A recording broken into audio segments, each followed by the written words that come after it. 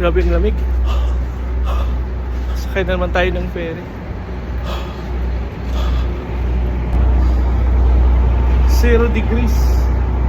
Sakay tayo ng ferry papunta opisina. Maliit lang to na ferry yun. Pwede bicycle dyan yun. Ganda ng bridge. Yan yung Tubata Bridge. O Reed Bridge. Tawag dito. Yan.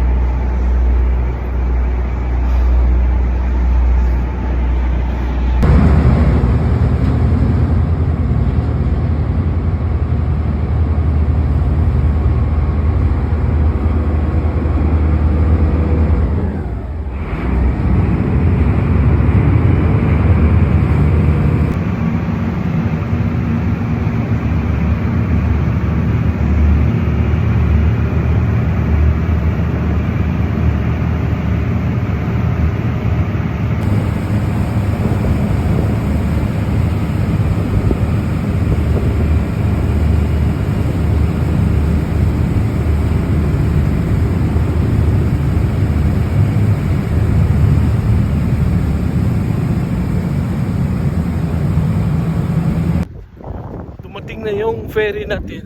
Yan, doon sa likod. Lakad na naman. Tapos bisikleta papunta opisina. Buhay OFW. Ganito buhay natin dito sa Japan. Araw-araw. Hirap kumita ng pera.